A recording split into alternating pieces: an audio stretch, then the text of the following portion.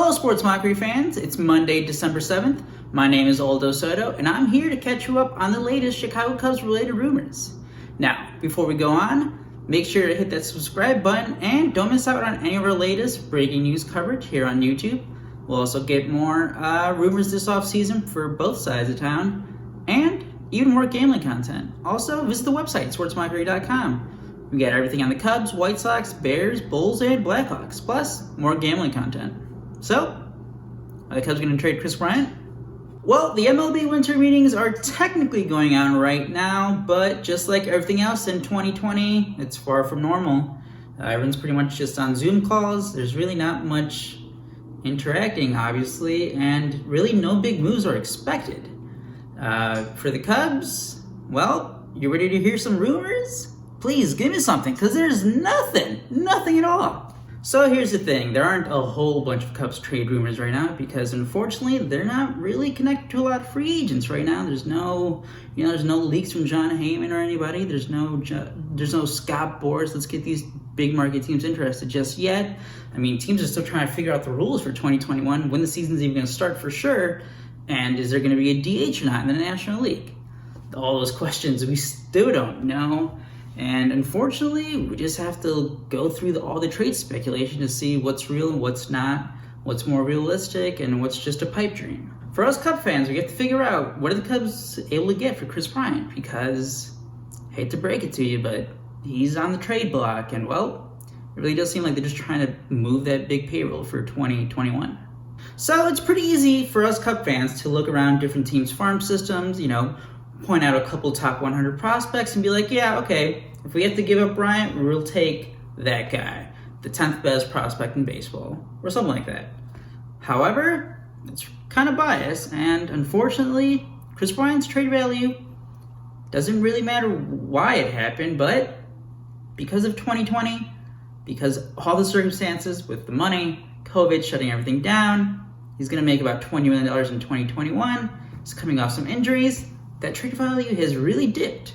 So, obviously it's pretty biased for us Cub fans to want all the highest prospects, but we have to get the outside perspective. So, MLB.com recently put out a story, kind of roundtable discussion between 7 different beat writers, and we're going to go over some of those trade proposals, see which ones are realistic, which ones aren't, and we're going to focus on 2 of them, and it's going to be with the 2 teams who have been mostly linked with Kris Bryant. Even going back to last offseason, that's going to be the Atlanta Braves and the Washington Nationals. So, what can the Cubs get for Kris Bryant? So this MLB.com story that came out over the weekend now, a couple days ago, also has trade proposals from the Toronto Blue Jays, Boston Red Sox, Texas Rangers, the New York Mets, and the Los Angeles Dodgers. And something funny that I found about this little roundtable discussion, just trying to figure out Bryant's trade value from the story, is that each beat writer has 3 different sections on their proposed deals. Why it works for either side, and then at the end they say who would say no to this deal, and for 4 out of the 7 proposed deals, it's the other team that would say no to trading for Kris Bryant, which is pretty hilarious.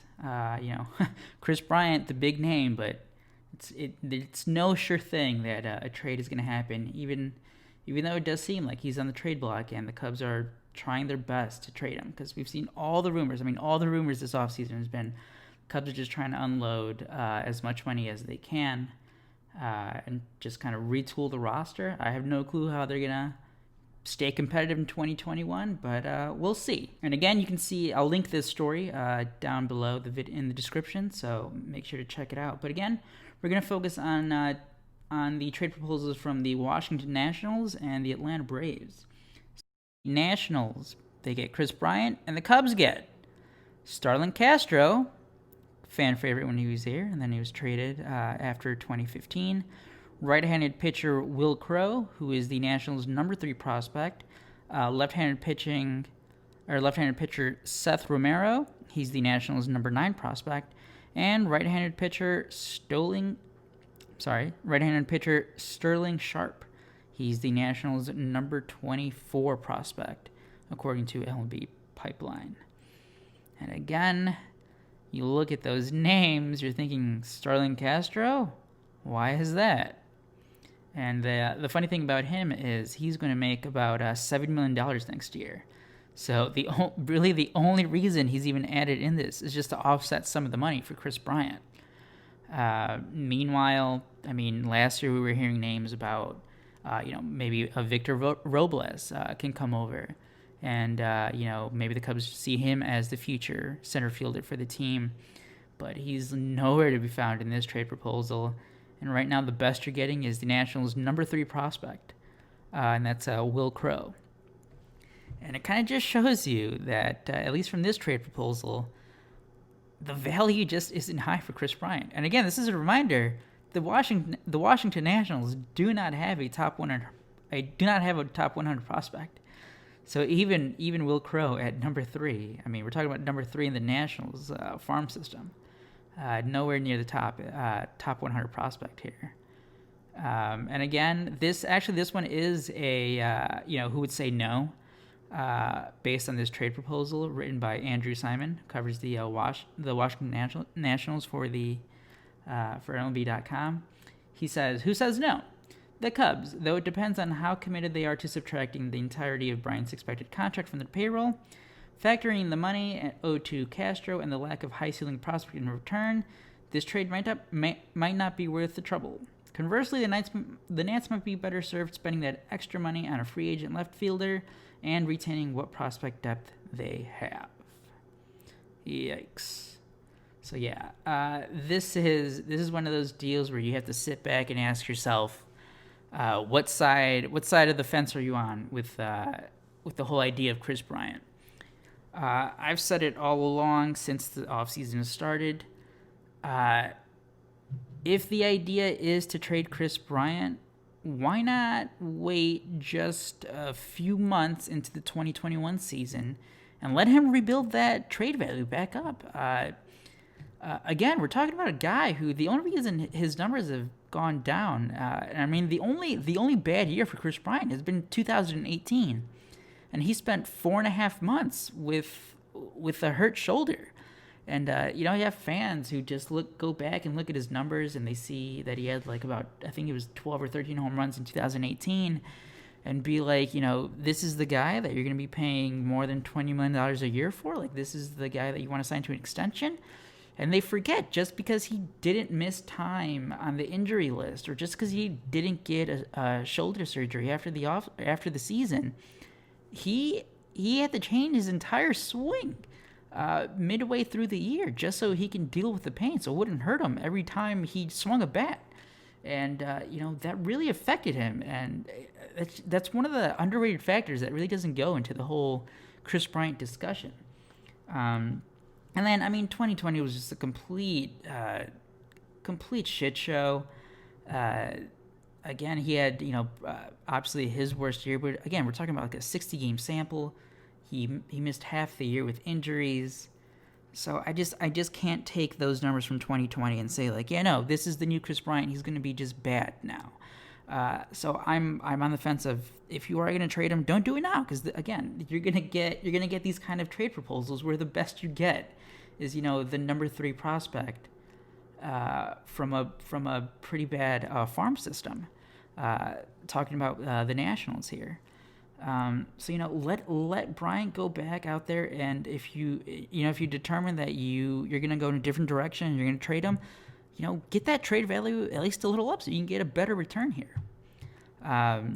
So yeah, even the Nationals right here says the Cubs just, it wouldn't make really a lot of sense for them unless they're just really desperate to get rid of that money, and let's just hope that's not the case. But that return is way too low. Going with the Braves here, this one's pretty interesting, and out of all of these, it might be the most realistic for the Cubs in terms of getting as high as a return as you can possibly get. So for the Braves trade proposal here, that's written by Thomas Harrigan, we got, obviously the Braves get Kris Bryant, and the Cubs get Left-handed pitcher Kyle Muller, he's the Braves' number 6 prospect. Left-handed pitcher Sean Newcomb, and third baseman Austin Riley. But again, this is one of those where Thomas Harrigan, who wrote it, says, who says no? The Braves. If only because there's still a good chance the NL will have the DH in 2021, leaving open the possibility of a reunion with Ozuna or even a deal with Nelson Cruz. Either would fill Atlanta's need for a big bat without requiring the club to give up young, controllable talent to acquire. And he says this because even though Austin Riley isn't the big name prospect anymore, he was once a highly ranked prospect. He's had issues with high strikeout rates. He got better with that in 2020. But the Cubs do at least get a couple decent pitchers in return here. Again, Muller had a 3.03 ERA in the minors the last time there was a full season. 6'7" lefty, throws in the 90s, mid 90s, and he can be a guy that the Cubs can slot in as soon as 2021. And the Cubs do need starting rotation help, as John Lester, Tyler Chatwood, Jose Quintana, they're all free agents now, and none of them are really viewed as coming back. So the Cubs need as much pitching help as they can get. And, you also get Sean Newcomb, who also used to be a top 100 prospect for the Braves. He's kind of come down the last couple of years, but there's another guy where, he's still controllable for a couple more years, and maybe he turns it around. And if not in the rotation, maybe you put him in the bullpen. Newcomb's controlled through 2024, so the Cubs still have plenty of time with him under team control with this trade. But again, going back to the argument of who would say no in this case, if there is a DH, and again, we still don't know if there will or will not be a DH in the National League next season, the Braves can probably just go out and either re-sign Marcell Ozuna, who had a great 2020 season for them, or maybe a guy like Nelson Cruz. But see, that's where we're at, Cubs fans, where, the best return is getting a couple of guys who used to be top prospects, in Austin Riley, Sean Newcomb, hope for a bounce back with them, and then, maybe get like one more, mid-level prospect with a guy like Kyle Muller, the left-hander in the Braves farm system. So, would you do it for either of these guys? Or either of these trade proposals? The Washington Nationals one, that one's just depressing to read about. We got some other ones, Dodgers. You get Chris Taylor and outfielder DJ Peters. Peters is the number 11 prospect for the Dodgers. Just not great here. But it kind of gives you the idea of what the outside perspective is for Kris Bryant. And again, I am hardcore on the do not trade Kris Bryant here. Not yet, at least. Let that trade value go up. So, again, my name is Aldo Soto. Subscribe to our YouTube channel. We'll have all the latest Cubs rumors, Cubs reports, anything on breaking news, signings, trades. We also have daily gambling content, and once again, we cover all Chicago sports: Cubs, White Sox, Bulls, Bears, and the Blackhawks. So visit sportsmockery.com for all the latest news.